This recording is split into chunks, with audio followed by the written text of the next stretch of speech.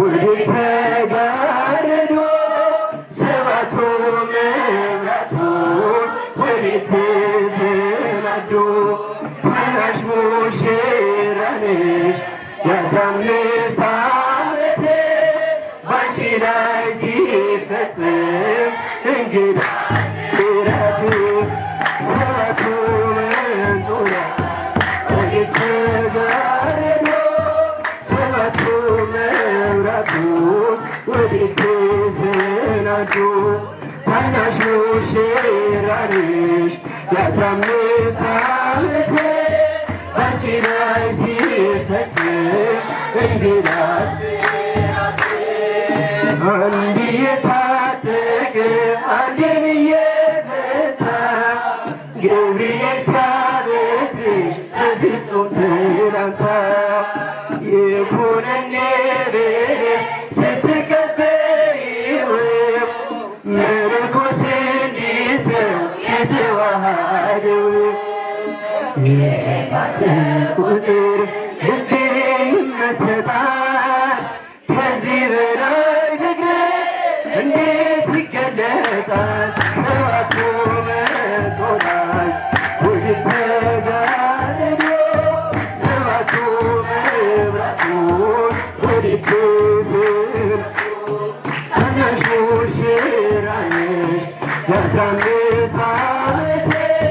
ባንቺ ላይ ሲፈጸም እንግዳ ስራቱ ሁሉን የሚወስን ባንቺ ተወሰነ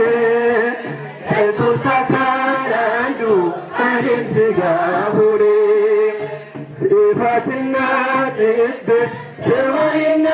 ምድር ባንቺ ተገናኙ ገባሬና ግብር ይህን ባሰብኩ ቁጥር ልቤ ይመሰጣል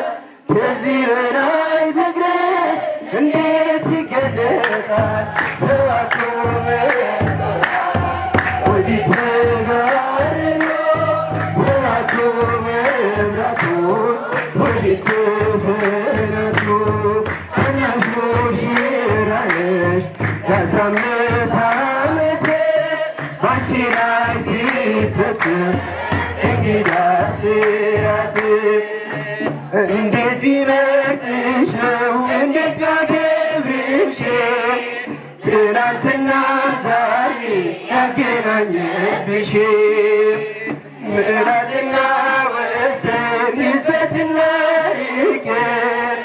ባንቺ ተዋሃዱ ፈጣሪና ፍጥረት